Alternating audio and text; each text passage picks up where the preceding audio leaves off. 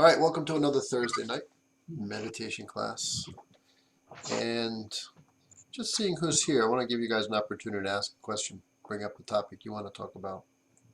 Otherwise, I'll go my own way, something based on what came up last week. But anybody have a question they're coming in with? Yes, sir, Mr. McEwen. Yeah. So why isn't our sense of consciousness and awareness more innate, more like our five senses? Why is it seems like so elusive?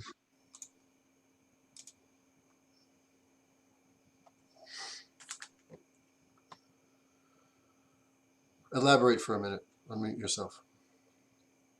Where are you coming from with that? I mean, I can just answer straight up. Yeah, I just think that, We're in a meditation class, so that's going to be my answer. But go ahead. Where's it coming from? we're supposed to be so sophisticated as far as above and beyond animals and insects, a higher life form. And a higher sense of awareness and consciousness would seem so much, make your life so much easier. And it just seems so much just logical that you would have that part of you. You don't need to think about, like if you're riding a motorcycle, something happens in front of you, you just react to it like that. You just do it. You don't have to think about it and contemplate about what you should have done. It's just you just do it. But consciousness and awareness, it seems like you really you got to work at it. It seems like it should become more natural to us, but it doesn't. So repeat the exact question. Why is it so difficult for Well, why is consciousness and conscious? awareness? It's that part of our natural senses, part of our body. So this is a great question, actually, very appropriate for this class. So yeah, I really like that. This is the whole point of our practice, is to answer that question. So there's no easy answer. And it's one of those things I once said to somebody that I was training with, that life should be simple. Pretty much what you just said. Life should be simple. And since I'm a teenager, I've been studying this philosophy. I know in my own life, getting exposed to martial arts, one of my original teachers, Dr. Yang, books that he wrote, philosophy and morality he would talk about, and even sitting with him or attending his seminars, the stories he would tell. And it just flipped my life on its head. I was raised Roman Catholic, and I had Catholic school and all that, Sunday school, and went to church and all that stuff. And I found, and this was a difficult one for people who are religious sometimes to get, although these days it seems easier. But there was a time when it was like, poo-poo to anything outside of Christianity. And what I want to say is I was working like a summer job during, I guess, high school, or 1 year out of high school maybe, as a custodian, and I was working with someone else who I didn't know. I didn't meet him before. And he was a born-again Christian. So even more serious, right? They just dedicate their life to Christ. And then this born-again concept that anything in your past is forgotten, and now you live the I guess more religious or spiritual life is the idea. But at the time, I had been reading a lot of Taoism. And I don't know if you guys have read the Tao Te Ching, but for me, it was one of the life-changing books. That, and I brought up not too long ago, Freedom from the Known, which is really a Taoist type of book, but it comes from Hinduism. So there was the Taoism, there was the Hinduism, there was the Buddhism, and certain things just appealed to me in a practical way. And then I brought it up to that guy because he wanted me to read the Bible, which I had already read and was raised with and everything, but he wants me to read it in his way and study in his group, etc., etc. So I said, that's fine. You read this book, and I gave him the Tao Te Ching. And then tell me if it doesn't help you understand Jesus better. the gospel's better, the things that Jesus said, better. And he did. He was open-minded enough to read it. You know, he didn't think it came from the devil, which some people in my life that I've come across thought that way. But a conversation a week or two later, and he was just, his mind was blown. And that's what should happen. Because we come up with a perspective that we think is right and everyone else is wrong. In fact, most of the wars, especially in the Western world, were for my God is better than your God, right? It's religious wars. And if they would actually realize the truth is the origin of all these spiritual teachings is extremely consistent. So when I say that, without going into too much detail, historically, from the original teaching to what became religions, there was before the religions or the dogma, there was more of a spiritual type teaching or a knowingness to be connected to God directly. And Taoism calls it Tao. And what is Tao? Tao is nature. Tao is nature. God is in nature. Nature is true because nature always, you know, how can it lie? If it lies, it dies. It's not that complicated. And so the whole point of the practice is to get closer to Tao, which is closer to God, to realize the oneness, that we're all interconnected, that if we poison our environment, things are going to die, including ourselves, for example.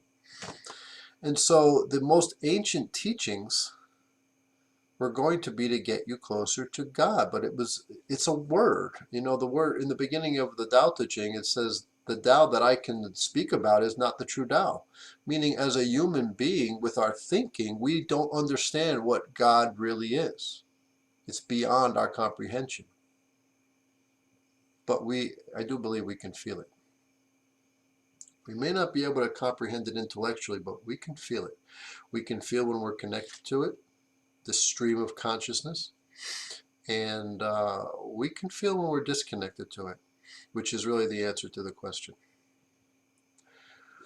When we get closer to our true nature, when we get closer to Tao, we automatically have a much more expanded awareness. We are closer to, well, there is no better way to say it than our true nature, because nature is in that. And our truth is to be closer to nature. And the animals in nature is all about what? Shelter, food, the basics, just survival. They don't think about it. If they're attacked, they're going to be stressed for the moment. And then if they survive and they're not injured, they can go on. They're going to forget about it. Although they'll learn how to, you know, somehow stay safer. But they don't like hold grudges.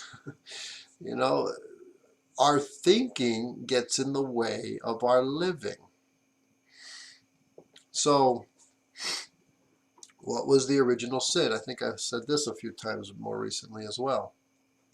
It was believing we are separate from God. The separation was the original sin. We started to think we were smarter than nature. And so we continued to create things just based on our desires. We continued to create things that we thought were better somehow. And what is really our greatest adversary? I could say that.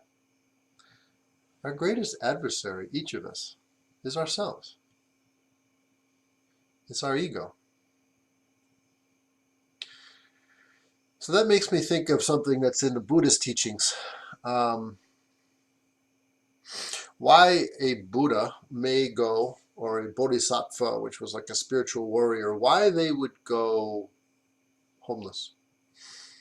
And they would beg for food. There's stories of the Buddha begging for food. And he would beg from the rich just as well as he would beg from the poor. He didn't have preferences. And whereas some think something negative about begging, To the Buddha, it was a teaching, both for himself and for those he's begging from. For the one begging, it destroys the ego. Because what's lower than begging someone else for food? You know, it's like you can't do for yourself. But if there's a spiritual reason, it's to destroy the ego, and it's also to teach the other person how they respond to you, is teaching them a spiritual lesson. If they look down on you, it has an effect on them. If they have compassion for you, it has an effect on them. You know, do they express love or hatred? So all of these things are teaching, and so it becomes a teaching. It's living in a way where you're on the verge of constant suffering, relying on others to help you, and yet you're living in a way to raise other people up spiritually. It's a very interesting concept when you really think about it, because that is exactly what this practice is for. Discover the ego and destroy the ego. Once you discover it, you destroy it. What is the ego? Again, thinking you're something special, different than someone else, better than, less than. Thinking you're less than is just as bad as thinking you're better than, because we are all 100% equal. And all of the things that you're seeing today in the media, all the different media, whether it's Hollywood, movies, TV, news, whatever, all this racism and religious differences and all these divisions are completely fabricated. They're completely made up. And it becomes something that's like a seed planted in the head that is a poison. Because the higher spiritual people, when they see others, it doesn't matter if you're human, you're a dog, you're a rat. They see the spark of the divine there. The spark of the divine experiencing that life that way. So how do we get closer to that true nature? Get out of our heads.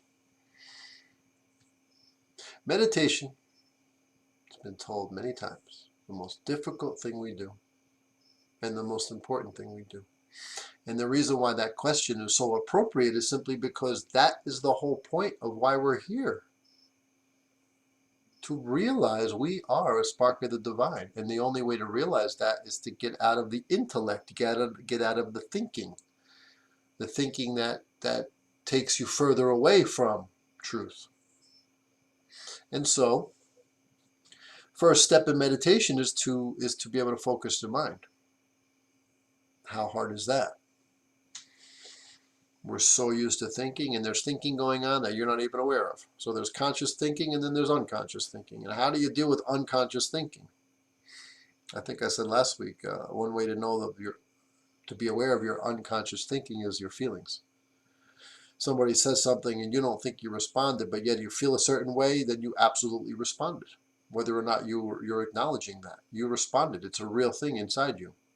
And so working towards that awareness allows you to correct it and change it. But there's that word. How can you be aware if you're not focused? If the mind is thinking too much, you're not aware. And the great example in a self-defense perspective is the criminal who needs something. They want money, something like that. They want to take something.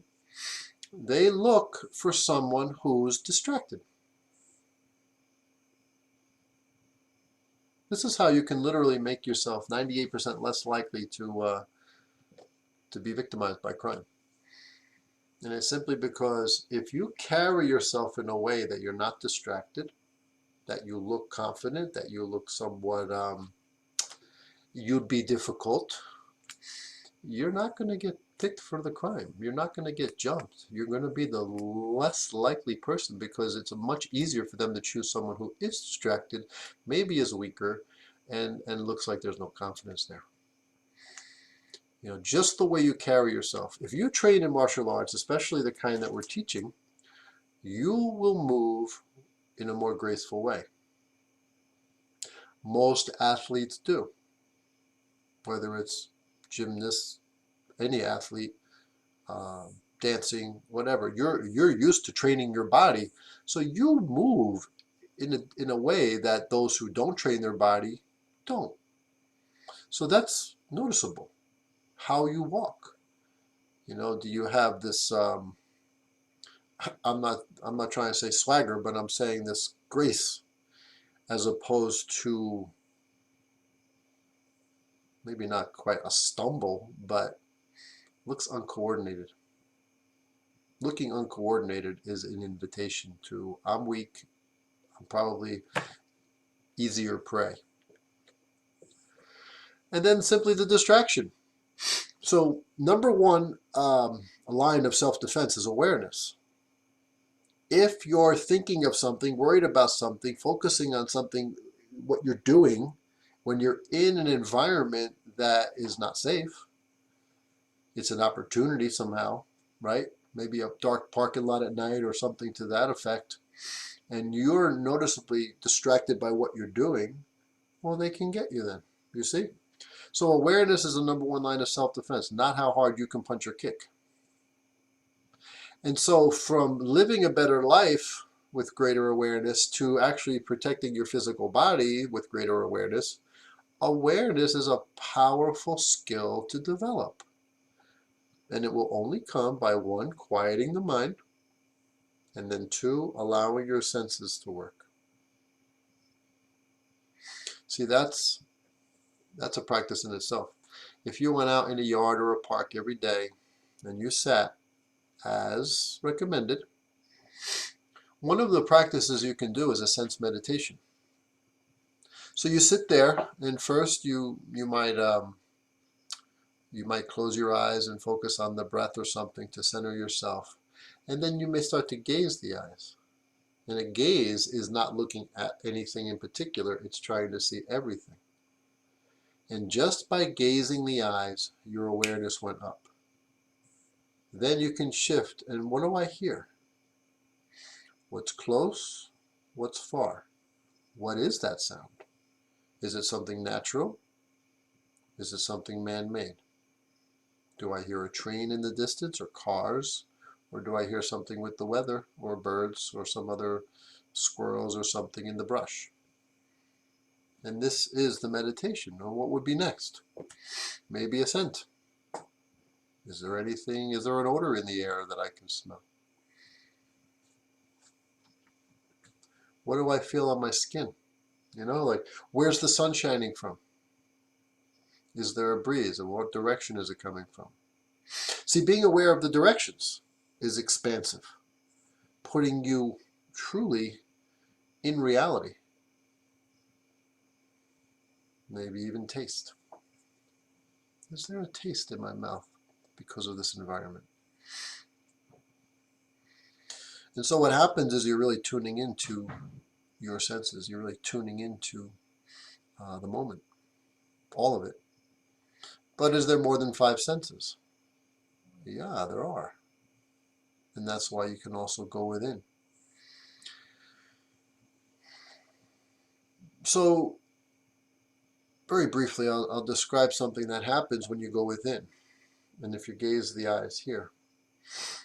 So it's a very ancient practice to gaze to the point between the eyebrows, which is actually your third eye, right? What will happen is, you'll see a color. And if you pay attention, you'll notice that the color corresponds to how quiet your mind is. In other words, as soon as you think of the color, it'll go away. Which is a very real, in the moment, practical experience of how your thinking takes you away from your awareness.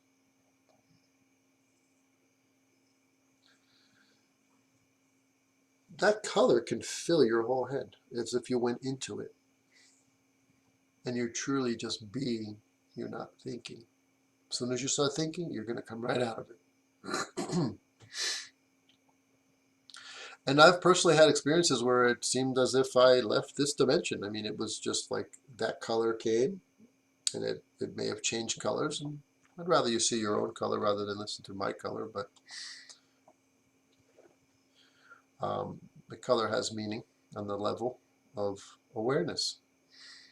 And so, to keep it short, there's an inner awareness where you can actually experience something different than this dimension. And there's the outer awareness of this physical dimension more intensely. In other words, by practicing sense meditation, those senses get enhanced. For example, just the eyes part, your colors will change. They will become more vivid. By paying attention to the sound, you will be able to distinguish where things are. It's like someone who went blind. When someone goes blind, their hearing becomes much greater, much more enhanced. And so you can tune in and develop that by paying attention to it. And then as those things are more developed, you're going to more naturally have expanded awareness.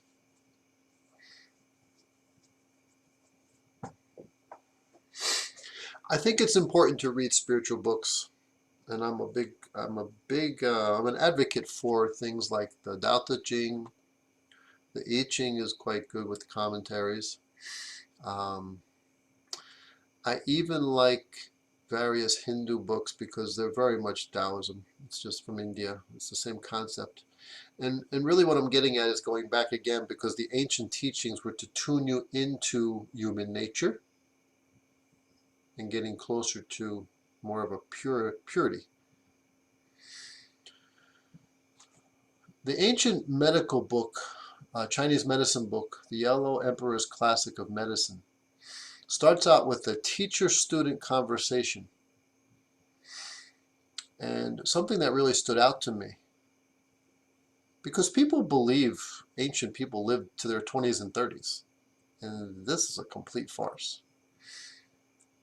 That book is about 5,000 years old, and the teacher is talking about how people in the old times, he's referring to way before then, people used to live more in accordance with the Tao. And they could easily live over 100 years and still, a man could still father children because he was in tune with natural laws. His body didn't break down so easily, so fast. And so it completely contradicts this whole thing, how short people's lives were. And for those who've never heard it before, let's just imagine a child dies in childbirth and another man dies at 60. Well, you average those two together, now you're 30. You see that? Once you survived, be it infectious diseases, starvation, injuries, once you survive that, you live just like people today, and it could be even longer if you had those things in abundance. Because again, if you live in accordance with nature, your body doesn't break down so much, which is exactly, again, this practice. How do we live more in balance with nature to maintain our health? Without going into that, the kind of scares, the kind of fear tactics that are put into people's minds today, that they're afraid of something they can't even see, from my perspective, is somewhat ridiculous. I mean, chemicals are dangerous, yeah. Bioweapons can be dangerous. They can create something that can harm you. But nature, natural, no. Your body, if it's healthy, truly healthy, not just you feel good, because you can feel good and be sick the next day. No, I mean like you have the right kind of foods, you have the right kind of water, clean water, you have good sleep, you don't have stress, because stress is a huge killer. Stress shuts down circulation at the capillary level, which is the microscopic level, and then that's where even my teachers would say something like bacteria has a party. It's because degeneration starts where the oxygen and nutrients don't reach, or there isn't proper You know, it's like every cell has to eliminate waste. There's a waste buildup when there isn't good circulation. So this is natural. And so there is the terrain theory, meaning the body functioning properly, optimally, doesn't have to worry about these kind of illnesses. And I've never had anything in my experience that has contradicted that. Just lots of people who have their beliefs. Hopefully that answered the question. Another question? Yes, sir, Mr. Everlas.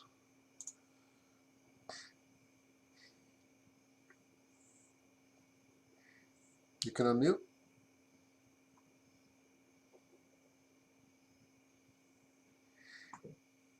I don't hear you. Maybe your mic isn't working.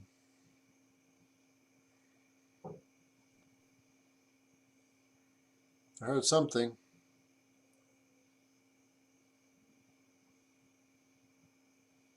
Your mic must be off somehow.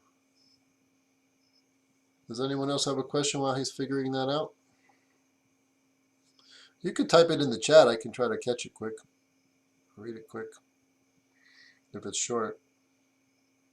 Or long. I'll read it.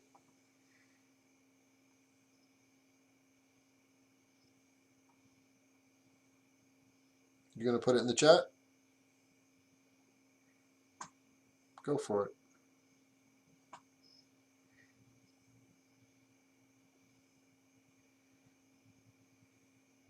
Okay, so while he's doing that, I want to expand a little bit on what I just said about living more in accordance with nature, because if I look at each of you,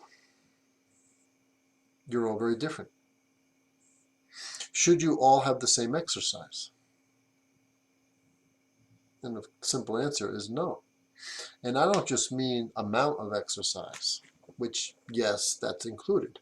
But I mean the type of exercise. What should one person be doing more than another? We have two students here that are complete opposites.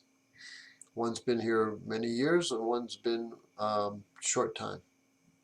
Already I can see the body structure, and one is looser, easier to make good postures. The other one is very stiff. So these are just examples that any large group of people, I'm going to be able to differentiate people like this. Some people more flexible, some people more stiff. Do they both need the same exercise? Should they both just run? Should they both just swim? Should they both just cycle? You know, check the pulse and make their pulse go to a certain amount, and the simple answer is no.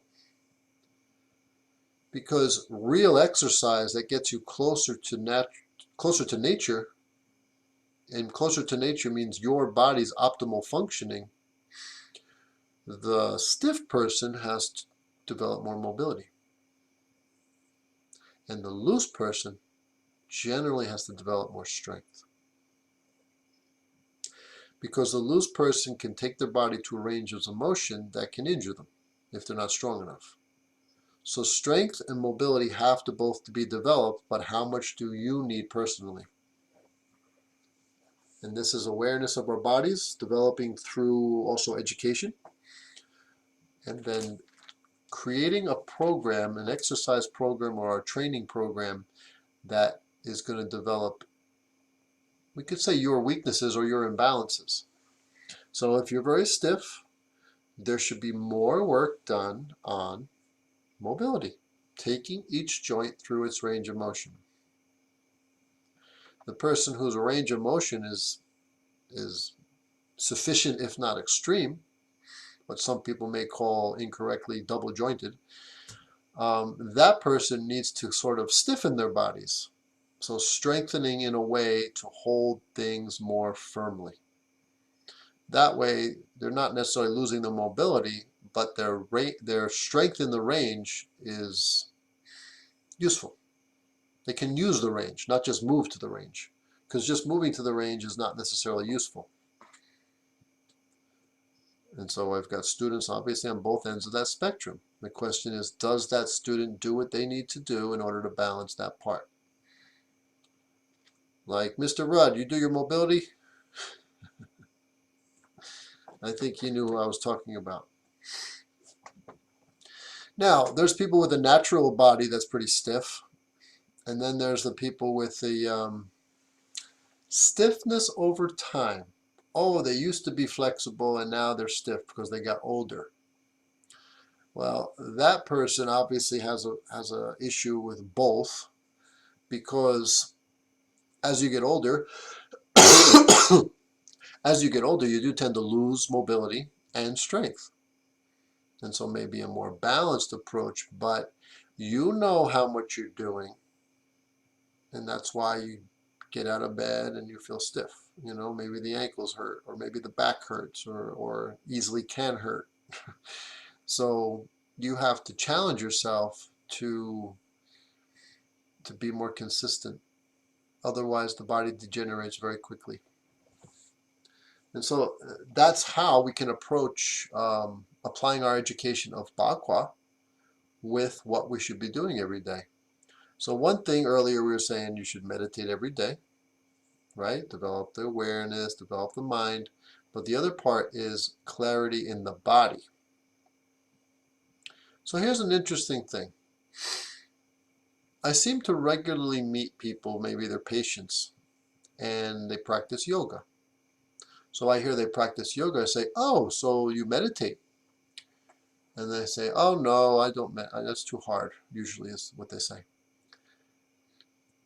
And then I don't necessarily want to insult them, but they're not practicing yoga. They're just doing these exercise postures, you know, sitting in postures. And so I wanted to make a point there. Those postures are nothing more than a way to open the body up so that you can sit and meditate. Yoga means to connect. Yoga is transferring your body and mind to connect to all that is. So if you're just doing the exercise, which is maybe some mobility and flexibility, holding those postures were designed to release all the tensions to the deepest level so you can sit and the chi and blood will flow. So without meditation, are you practicing yoga? It's like, if without fighting, are you practicing martial arts? See, the martial artists should be able to defend themselves, right? But if you're practicing just the qigong or the health side, are you going to get as much out of it if you don't understand the application of it? And what I mean by that is, well, just in the last class, we were talking about the 8 animals in our Bagua, and I said how those are mother palms, which is mother giving birth to being able to do many things with those postures. Each of those postures has a structure to make it useful for self-defense. It also has within that structure the ability to move without losing the structure for self-defense. But doing it properly so it works for self-defense also affects how the chi and blood flows because of it. So there's the question. Are you practicing properly? You may be practicing, but are you practicing properly? Because I've met people who said they've meditated for decades and got nothing out of it. And it's interesting because that was another saying from the Buddha. It's like, what do you gain from meditation? And the Buddha basically responded, nothing. If you're looking for something to gain, you're missing the whole point of meditation. Meditation is about losing all these things, which goes back to the first question, right? How we get in our own way. We get in the way of our own connection to all that is.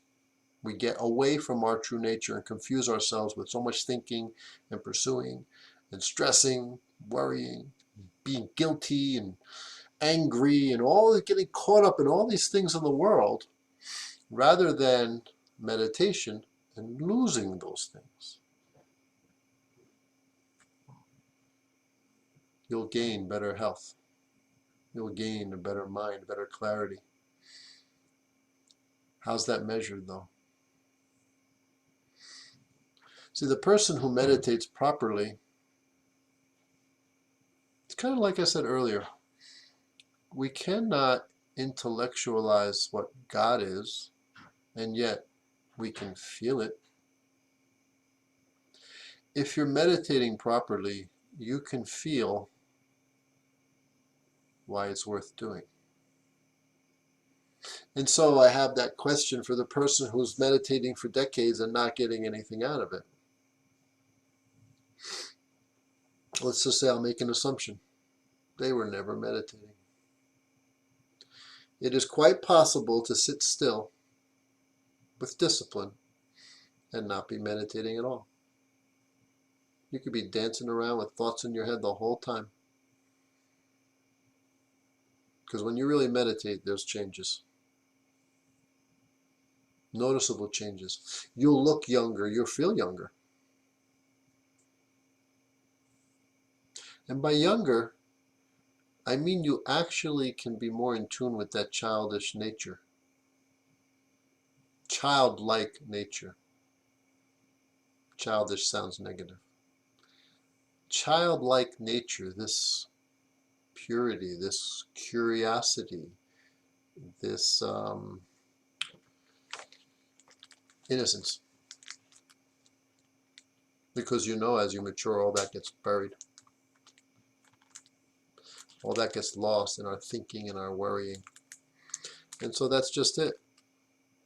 Just like the Chinese have called breathing to the belly, back to childbirth breathing, this is also a meditation goal, is to get back to that pure soul who came into this existence.